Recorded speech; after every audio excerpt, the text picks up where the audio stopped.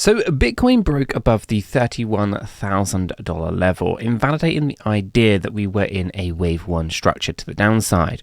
In this video, we're going to be reviewing what this might mean for Bitcoin, where I think Bitcoin could potentially be heading, and all that wonderful stuff. As I get into the video, if you find it useful and informative, smash the like button. I do appreciate that. If you are new to the channel, then why not go ahead and subscribe? Tap the bell, select all the notifications, and in doing so, you will be kept up to date with everything that we do here at Cheeky Crypto. And if you haven't yet joined us in Discord, guys, check it out. Link is in the description down below. It's the first place we go to notify you of everything that's going on in the crypto space. Let's jump right down into this one then, right? So Bitcoin paired up with USDT. We're using the 𝗕𝗘𝗪𝗔𝗥𝗘 exchange, and we are on the 1 day time frame. As you can see, more fair value gaps have been left behind, and again, these things have been stacking up a little bit unusually over the last few months, right? And ever since we kind of went into 2023, we've seen these rapid movements to the upside, but some of the underlying data in the background doesn't really give us confidence. We see only really small retail investors holding Bitcoin. We see larger investors dumping it onto the retail side. We obviously see volumes are significantly lower than they have been in previous cycles as well, such as 2015. We have lower volume now than we had then. We also see this in lower volume now than we saw in 2019 as well. We obviously have inconsistencies with how the structures of the market have kind of been laid out as well. Specifically, we take a look at the previous cycles. We can see 1.236 Fibonacci levels holding well and strong in the bear markets, and then we go up into the bullish markets. Here in 2022, we actually saw us go down lower than the 1.382, not quite hitting the 1.618, but much deeper than we had seen in the previous cycles. We also saw that the price action actually dropped down lower than the previous all-time high, also something that is relatively new for Bitcoin over that has been happening in the previous cycles. There's a lot of inconsistencies. So if you're expecting history to repeat itself, as in we're done with the bear market lows and we're just going to the moon now, then you'd expect the same variables to be set in the background. Unfortunately, we've got new data, new variables, and therefore we have to expect a different result. Anything otherwise would just be insanity. So we have to really understand that although price action has moved up, this is fantastic, it's great to see, there are inconsistencies with this move to the upside versus that of the previous cycles. So expecting the same result is a little bit foolish.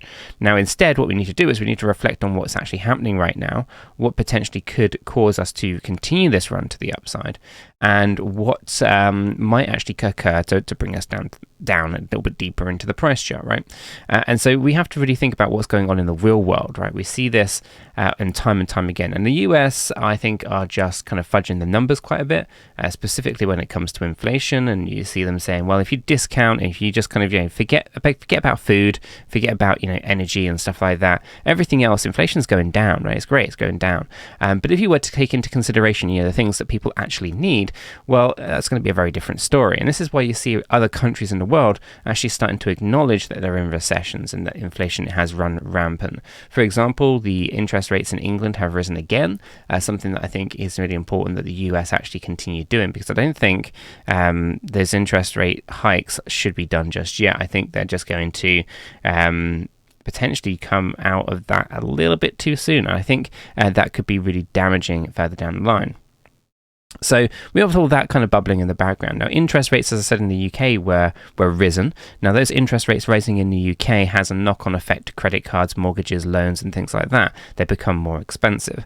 Now, the banks in the UK have agreed that they're not going to do any repossessions for 12 months, but repossessions nonetheless would potentially be on the horizon here, because as the interest rates have increased, so have the mortgage rates, and a lot of people were on fixed-term mortgages, specifically during the pandemic and COVID times. They had a lot of this extra furlough cash going around, and essentially, well, they were able to overstretch expose themselves and basically kind of were able to kind of buy a new house or move home and really kind of push the boat out there, fixing a mortgage rate for them with what they could afford at the time. And well, times change, right? Things are more expensive. We can see this, the cost of living going up. We can now see fixed term mortgages coming to an end, and we know that the interest rates have more than quadrupled.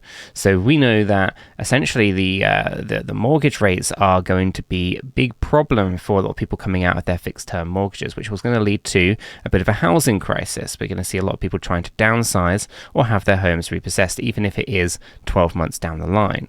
Okay, so there's a lot of things going on in the real world that have a knock-on effect to the stock market, and the stock market will have a knock-on effect to Bitcoin, and the Bitcoin will have a knock-on effect to the altcoins, right? There's a bit of a chain of reactions here. And so it's important that we reflect on, okay, it's great, we want to be in a bullish market, because believe me or not, I know I see in the comment sections that I'm always bearish. I'm not always bearish, right? But what I want to do is I want us to be in a bullish market, and I want the data to support the fact that we're in a bullish market. Whereas at the moment, the big macro economy is telling us that we're probably not in a bullish market, and instead we are, unfortunately, probably just in a bear market rally. And that's an unpopular opinion. People don't want to hear that, because obviously they've invested quite heavily in the idea that the bottom is in. And I'm saying that the bottom may or may not be in. All I know is that I have this data that suggests that we are probably going to have to retrace quite heavily at some point when that pressure on the retail investors is increased. Okay, this is just a logical thought process that happens when you have these macro events occurring at the economy level. Okay, people cannot survive and hold assets and investments. The assets and the investments are the first things that are going to be offloaded in order to keep the house above their heads. It's not something that we want to talk about. It's not something that we want to acknowledge, but it's something that unfortunately is probably going to happen. There are over 1 million wallets with over 1 Bitcoin in them at the moment, and I suspect 300,000 of those wallets probably have to disappear. And that's an awful thing to be thinking, but it's something that I think is potentially on the horizon. So let's jump into kind of what's happened here in terms of price, right? We understand that there's a lot of things going on in the real world that could have a negative impact on the price action. What are the positives? Well, the positives at the moment is price has rallied pretty decently, right? We've broken above the 31k, but we haven't reached the CME gap at 34 to 35. So are we heading out towards that $35,000 CME gap? And if we do, what's going to happen when we get there? Well, I would imagine that we're probably going to find some heavy resistance, and we're probably going to get rejected from there. But it'll be interesting to kind of see how it does play out. Now, the CME gaps are basically the difference between the daily close position and the daily open position on the futures market, for those who do not know, and price likes to go back and fill them. But there's two CME gaps. There's one up at 34.35 and one down at 21,000. Okay, so you're slap bang in the middle between the two. Essentially, I think we have the ability to kind of rally up to 35 now. We've broken the 31k, but we've got to be really cautious with this nonetheless. And then of course we've got the fair value gaps. Now the fair value gaps are the differences between the order books. Let's go over into BitGet. We'll just go to the trades spot Bitcoin, which is the same chart as what we're just looking at there.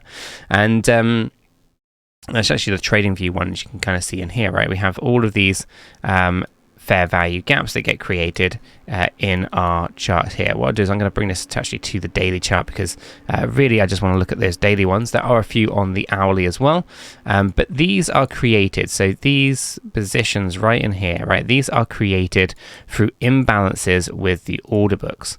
Okay, so if there are large buy orders and sell orders and not enough liquidity to fill them, price will jump in that direction. So in this particular case, large buy orders came in, okay, and there was not enough people selling at that low price. Not enough people were selling at 27,000, so price has to go up to where the sellers are at 28,259. Okay, and the same thing again, you see it up here. A large buy order comes in at 28,399, but they can't actually get their orders filled until it goes to 29,546. Now, these fair value gaps are usually associated with manipulation, and they're usually associated with manipulation because it takes a large amount of money to move the price action such a significant amount. And the other thing that we have to kind of bear in mind is the logic that sits behind this. If you are just a regular investor looking at buying BTC, you don't go ahead and place your buy order at 27,000 and you're happy at paying an extra $1,259 because you couldn't get it filled at the price you wanted to. No, and you definitely don't go ahead and place more buy orders at those higher ranges and then end up paying 29,000. Not if you're trying to pay 27.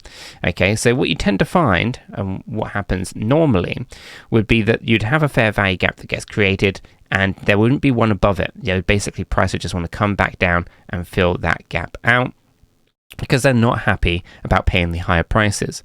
The manipulation comes in when you start stacking these on top of each other. It's basically large investors or market makers or whatever pushing the price of Bitcoin in one direction to grab liquidity. As in, if they push the price up here, they might be able to push the price into a range where there is a lot of money, as in lots of buy and sell orders, and then they can kind of dump on the market at the higher ranges. Okay, so we kind of look at this and we see stacked up fair value gaps. I start to think someone's playing silly buggers here, and it's not natural, it's not normal. Now, it can happen from time to time when you stack them up, but it does look rather unusual when you start stacking up 5 or 6 of these on the daily chart. It doesn't make a lot of logical sense. And as you can kind of see here, there were a few that kind of got filled out very quickly, and then there are a few that just kind of get left behind. But stacking them, I don't think is very natural at all in the way that it goes. And you can kind of see there's even more down here that hasn't been marked up by our indicator. So it's just important that we reflect on the fact that imbalances in the order books creates these, and we have to think about what causes the imbalance in the order books. Usually large funds come in and create those imbalances and manipulate the price action. So at this point, I'm just going to note, if you haven't yet signed up to BitGet, why not check it out? Affiliate link is in the description down below. It is a fantastic platform, my go-to platform for all leverage-based trading, and it's using about 90 to 95% of all my spot trading done here through BitGet at the moment as well. So if you haven't done so already and you're looking for a new exchange with everything that's going on in the world with exchanges and the SEC, why not check out BitGet? Affiliate link is in the description down below. KYC is optional, although if you're in the US, you are going to have a little bit more harder time onboarding fiat without doing KYC, and if you do KYC, you will be restricted. So if you're in the US, you may look for an alternative method to onboarding, but ultimately, if you are anywhere else in the world, as far as I know, KYC is optional, and you'll be able to use the platform without any restrictions. If you are in the US and you're looking at using BitGet, then I suggest probably just depositing stable coins without KYC, and then you'll be able to use BitGet in that manner. So as I said, affiliate link description below. Let's go ahead and jump back down into the charts, because I do think that this is an interesting break that we had, right? So we're tracking our structured moves to the downside, and these structured moves are now having to be considered just as zigzag patterns within themselves, and then we got this break to the upside. Again, we can see the very typical movements that we talk about often, and let me actually bring this one up here. Yeah, so the moves that we talk about often: higher highs and higher lows break down, and lower highs and lower lows break upwards, and that's kind of what we saw here. Now, we were expecting a move to the upside. I was expecting us more to be 28, 29k, but here we are breaking above the highs, and it is what it is. And it's great to see, some green in the market, but I'm not that confident in it. The move in itself is not impulsive at a big level, and so what I mean by that is we do not have here a 5-wave structure in the wave 1 positioning. So ultimately, this is really impulsive here. We have the correction and we go up again. Again, this is looking pretty reasonable in itself. So we have like a wave 1, 2, kind of 3, 4, look for up in 5, right? We have that kind of thing going on, meaning that we still have a little bit more of a push to the upside to be had here. But we can't fool ourselves into thinking that we have ourselves a big structure that is impulsive from down here, okay, because we only have a 3-wave structure here that looks 335. We then have corrections coming down. This is also very corrective in the way that it's moving, unless that's a diagonal, which is probably the only way of looking at that at the moment. So I will just go ahead and throw in a 1, 2, 3, 4, and then up here for that final 5th wave movement. And so we end up with this structure right in here, but it doesn't look impulsive from the low end. Yeah, so for the most part, it looks like we are still all corrective here. An A, B, and C structure like so, with a C range overextended above and beyond what it would look like normally. So again, although we've had this break to the upside, it's no impulsive structure, which is no Elliott wave theory trend structure to the upside, but I would still expect further downside here. We are overbought on the daily time frame, 20-hour time frame, 16-hour time frame, 12-hour time frame, 8-hour time frame, but we still have a push to the upside on the 1 and 4-hour time frames. So over the weekend, expect some volatility, and I expect the Sunday close to be a very interesting one as well. Now, moving over into this one, well, here we have the higher highs and higher lows situation, and well, it's not terribly too unusual that we bounce from down here on our trend line, as you can kind of see, but also the 200 EMA, this break to the upside. And of course, we can see that if we were to come back and test those highs again, that's how we get up to our CME gap. Okay, so we see the breakdown. We see the lower highs and the lower lows. We saw the break to the upside here, and this is the trap situation that I think is occurring. A lot of people want us to be in a bullish market, myself included, but my big concern, and it has been for a while, is that this is a giant A wave, this is potentially a B wave, and then we've got to come down into a C wave. And that there would be catastrophic for many retail investors in the space. But I think the opportunity for the smart money to then start buying up in massive amounts of BTC. I'm going to leave this video there. Those are my thoughts at the moment on Bitcoin. Let me know what yours are in the comments below. If you found it useful, informative, smash the like button. I do appreciate that. If you are new to the channel, then why not go ahead and subscribe? Tap the bell, select all the notifications, and in doing so, you will be kept up to date with everything that we do here at Cheeky Crypto. Don't forget to join us down in Discord. Link is in the description below. And if you are looking for a new exchange, why not check out BitGet? Affiliate link description below. Until the next one, though, guys, have a fantastic day. We are not financial advisors, and none of what we have communicated verbally or in writing here should be considered as financial advice. It is not. Do your own research before investing in any digital asset or affiliate offers, and understand that investing in any crypto is risky. If you do, you need to be prepared to lose your entire investment. This video is for information and entertainment purposes only. All our videos are strictly personal opinions. Please make sure you do your own research and never take our opinions for financial guidance. There are multiple strategies, and not all strategies fit all people. Our videos are not financial advice.